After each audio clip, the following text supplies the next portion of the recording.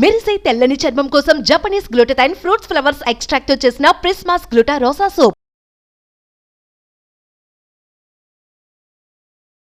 Welcome to Suman TV. నేను మీ Suman TV Nag.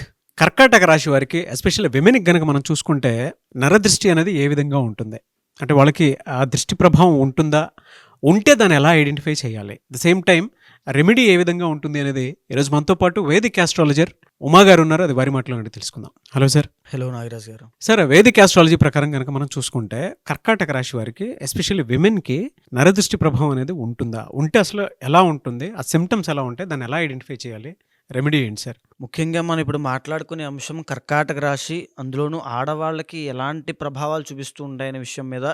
తరువాత అతి ముఖ్యమైనది నరదృష్టి అండి. ఈ నరదృష్టి అంటే కేవలం ఏదో సాధారణంగా అందరూ మాట్లాడే మాటే కదా అని చాలామంది అనుకుంటారు. ఇది ఎంత ప్రమాదకరమైందో, దీంట్లో ఎన్ని భాగాలుగా దీన్ని విభజించారో ఒకసారి మనం చెప్తే వాళ్ళంతటా వాళ్ళకే అర్థం చేసుకుంటారు. అయితే ముఖ్యంగా నరదృష్టిలో 5 రకాలు ఉన్నాయి నాగరాజు గారు. ముందుగా వచ్చేటువంటి సామాన్యమైన నరదృష్టి అంటే మనం ఎక్కడికైనా బయటికి వెళ్ళినప్పుడు, మంచి అందమైనటువంటి బట్టలు వేసుకున్నప్పుడో, ఏదో ఫంక్షన్కి వెళ్ళినప్పుడో, మనం ఆకర్షణీయంగా కనిపించినప్పుడో జరిగేటువంటి నరదృష్టి అది. దానివల్ల కాస్త వికారంగా ఉండడము, తలనొప్పి ఎక్కువగా రావడం ఆడవాళ్ళు చాలా ఫేస్ చేస్తుంటారు వాళ్ళకి ఖచ్చితంగా. తర్వాత వామిటింగ్స్ అవ్వడము, నిద్ర పట్టకపోవడము, ఆకలి వేయకపోవడం లాంటివి జరుగుతూ ఉంటాయి. సో అది దృష్టి సోకినటువంటి 1 రోజు నుంచి 3 రోజుల్లోపు ఖచ్చితంగా జరుగుతూ ఉంటుంది. వాళ్ళ యొక్క విల్ పవర్ బట్టి, వాళ్ళ యొక్క భగవద్ ఆరాధన బట్టి, ప్లానెట్స్ యొక్క బలం బట్టి అది తొందరగానే ఓవర్కమ్ చేయగలుగుతారు ఆ దృష్టిని. అయితే ఇంకా మనం చూస్తూ ఉంటాం కొన్ని దృష్టిలు చాలా భయంకరంగా ఉంటాయండి. మహానరదృష్టి అంటారు. అంటే యాక్సిడెంట్స్ అవ్వడము. ఒక కొత్త బండి కొంటారు, చాలా అందంగా ఉంటుంది, 2 రోజుల్లో 3 రోజుల్లో యాక్సిడెంట్ అయిపోతుంది. మహానరదృష్టి. కొత్తగా ఏదో పెద్ద ఇల్లు కడదామని ప్లాన్ చేస్తారు. ఆ ఇల్లు 2 సంవత్సరాలు 3 సంవత్సరాలు కట్టడం పూర్తవదు, అర్ధాంతరంగా మధ్యలో ఆగిపోతుంది. ఇంట్లో వరుసగా ఆరోగ్య సమస్యలు వచ్చి ఏ ఆరోగ్య సమస్య కూడా తెలియకుండా చావులు వస్తూనే ఉంటాయి, మరణాలు. మహానరదృష్టి. తర్వాత తీవ్రమైన ఆరోగ్య సమస్యలు, హాస్పిటల్స్కి డబ్బులు వృధాగా లక్షల రూపాయలు ఖర్చు పెట్టడం అవుతుంది. మహానరదృష్టి. ఇంట్లో కుటుంబంలో తీవ్రమైన కలహాలు వస్తాయి. మహానరదృష్టి.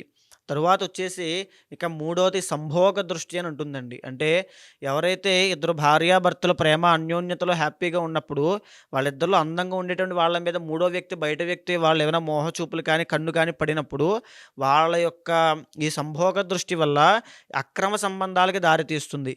లేదా ఆ భార్యాభర్తల మధ్యలో ఈ అనుమానాలు, మిస్అండర్స్టాండింగ్స్ అవ్వచ్చు, లేకపోతే భర్త సరిగ్గా పట్టించుకోకపోవడము.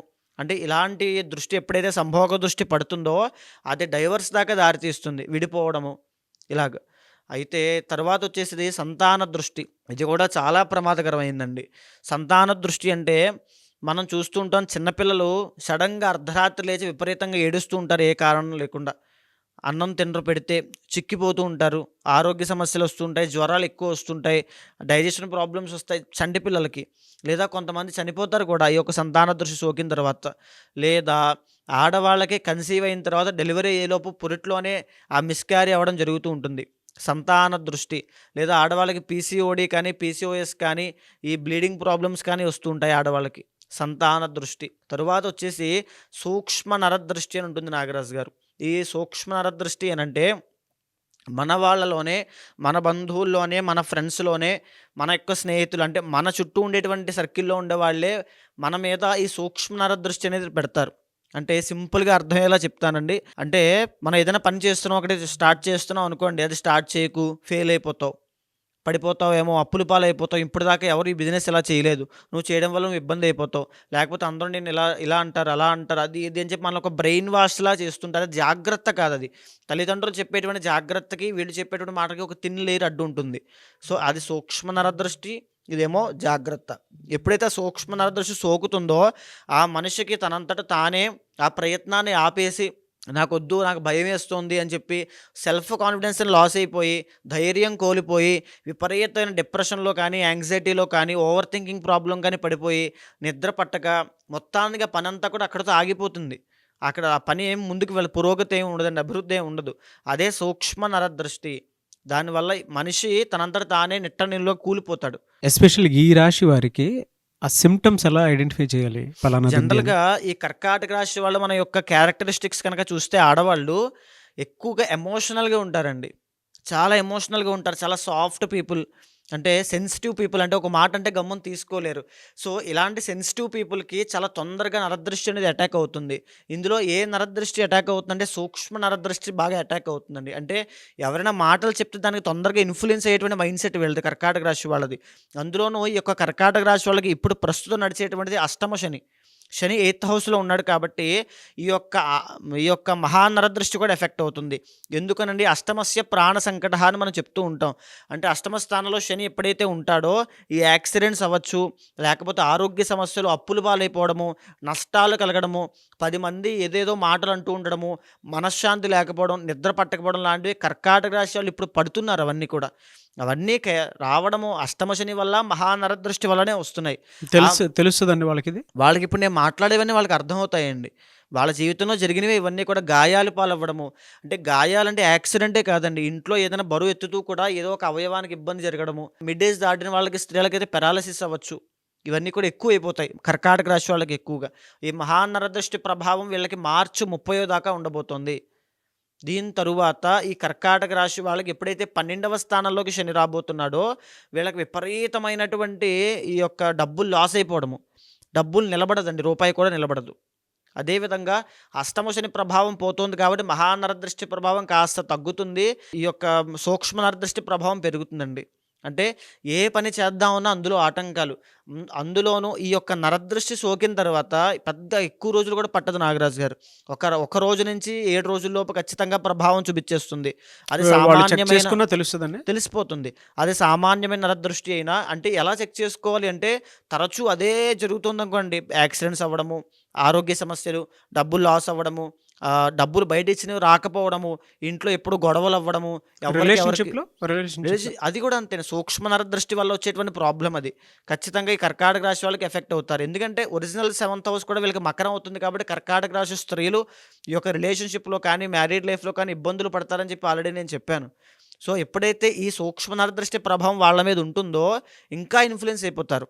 అత్తగారంటే గమ్మున అత్తగారికి ఈ కోడలికి పడకపోవడము, మామగారికి కోడలికి పడకపోవడము, అత్తగారింట్లో తీవ్రమైన గొడవలు అవ్వడము, భార్యాభర్తలకి ఇద్దరికీ పడకపోవడము లాంటివి ఈ రాబోయే రోజుల్లో ఇంకా జరగబోతున్నాయి. 12వ స్థానంలోకి ఎప్పుడైతే గురుడు రాబోతున్నాడో ఆర్థికంగా లాస్ అవ్వబోతున్నారు. వీళ్ళెవరికి ఇప్పుడు ఈ రాబోయేటువంటి రోజుల్లో కర్కాటక రాశి స్త్రీలు కనుక ఎవరికైనా డబ్బులు ఇచ్చారంటే అవి తిరిగి రావు. ఖచ్చితంగా తిరిగి రావండి. వాళ్ళకి అర్థమవుతుంది ఖచ్చితంగా. ఆర్థిక విషయాల్లో చాలా జాగ్రత్తగా ఉండాలి. అపకీర్తి వచ్చేటువంటి అవకాశాలు ఎక్కువగా ఉంటాయి. అంటే చెడ్డ పేరు వచ్చేటువంటి అవకాశాలు ఎక్కువగా ఉంటాయి. ఏదో పని చేశారు అంటే చేయని తప్పుకు కూడా వాళ్ళ శిక్షను అనుభవిస్తారు ఖచ్చితంగా. ఏ మంత్ వరకు ఉంటుందండి? ఖచ్చితంగా ఇది మే తరువాత నుంచి అక్టోబర్ దాకా ఉంటుందండి. మే నుంచి అక్టోబర్ దాకా వీళ్ళకి ఆర్థిక నష్టాలు చూడబోతున్నారు. రెమెడీ ఏం లేదండి ఎటువంటి వాటికి? రెమెడీ ఉంటుందండి. ఖచ్చితంగా బ్రహ్మ ముహూర్తంలో లేచి విష్ణు సహస్రనామం పారాయణ చేయాలి. చేయడం వల్ల ఆ యొక్క దృష్టి ప్రభావం నుంచి బయటకొస్తారు. ఆ భగవద్ అనుగ్రహం కలుగుతుంది. ఎప్పుడైతే ఆ గురుబలం లేదో శివానుగ్రహం కావడం కోసము శివుడికి అభిషేకం చేయించాలి. ప్రతిరోజు యొక్క అష్టాక్షరి మంత్రం కానీ లేదా ఓం నమో వాసుదేవాయ అనేటువంటి మంత్రాన్ని కానీ బ్రహ్మ ముహూర్తంలో జపం చేయడం వల్ల ఆ యొక్క ప్రభావం తగ్గే అవకాశాలు ఉంటాయి. కానీ ఇవి ఎన్ని చేసినప్పటికీ కూడా మహాప్రత్యంగిర హోమం కానీ, మన్యుసూక్త పారాయణ హోమం కానీ చేయడం వల్ల శత్రువులు కానీ, ఈ నరదృష్టి ప్రభావం కానీ ఎంత మాత్రము వాళ్ళకు ఉండదు. మొత్తం పోతుంది. ఈ పారాయణలు పొద్దున లేచి మంత్రజపం చేయడం వల్ల ఉపశమనం కలుగుతుంది తప్ప ఫైనల్ రిజల్ట్ అంటే కంప్లీట్‌గా ప్రాబ్లమ్ నుంచి బయటికి రావడం అనేది కేవలం హోమం వల్ల మాత్రమే జరుగుతుంది.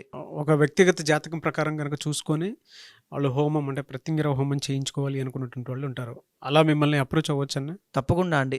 దీంతో పాటుగా ఇంటర్నల్ జాతకంలో ఏ ఏ ప్లానెట్స్ బలంగా ఉన్నాయి, ఏ వీక్‌గా ఉన్నాయి, వీక్ మూవ్‌మెంట్స్ ఎక్కడున్నాయి, దశ అంతర్దశలు ఏది D10 చార్ట్‌లో వాళ్ళ యొక్క స్థితిగతి ఏమిటంటే వృత్తి వ్యాపారాల్లో దేంట్లో సెటిల్ అవుతారంటే రాబోయే రోజుల్లో వీళ్ళు ఆర్థిక నష్టాలు చూడబోతున్నారు కాబట్టి ఎలాంటి నిర్ణయాలు తీసుకోవాలో చూసిన తర్వాత ఒక నిర్దిష్టమైనటువంటి పరిహారం చెబితే దానివల్ల వాళ్ళ జీవితం మారుతుందండి. అయితే ఈ కర్కాటక రాశికి సంబంధించిన స్త్రీలు ఎప్పుడైతే నరదృష్టి బారిన పడ్డారని తెలిసిన వెంటనే ఇంట్లో పసుపు నీళ్లు, గంగాజలంతో శుద్ధి చేసి ఈ పూజా మందిరం అంతా శుద్ధి చేసి ప్రతిరోజు కూడా ఓం నమో వాసుదేవాయ అనేటువంటి మంత్రాన్ని కానీ, అమ్మవారి భక్తులు ఉంటారండి వాళ్ళైతే ఓం శ్రీమాత్రే నమః అనేటువంటి మంత్రాన్ని కానీ ప్రతి నిత్యము బ్రహ్మ ముహూర్తంలో జపం చేయడం వల్ల వాళ్ళకు నరదృష్టి వల్ల తొందరగా ఉపశమనం పొందుతారండి. అయితే ఎంత వీళ్ళు జపం చేసినప్పటికీ కూడా నరదృష్టి సోకిన వాళ్ళు మీరు బాగా గమనిస్తే నాగరాజు వాళ్ళకి పూజలు చేయాలి అనేటువంటి ఆసక్తి కూడా తగ్గిపోతుంది. భగవంతుడి మీద దృష్టి కూడా పెట్టలేరు. కూర్చుని 10 నిమిషాలు అలా ఆలోచించి స్వామివారి మీద భక్తితో నమస్కారం కూడా వాళ్ళు చేయలేరు. ఆ ఇంట్రెస్ట్ కూడా వాళ్ళకి రాదు. అందుచేత ప్రత్యంగిర హోమము, మన్యు సూక్త పారాయణ హోమము చేయడం వల్ల ఫైనల్‌గా మనకు కంప్లీట్‌గా నరదృష్టి అంతా పోతుందండి.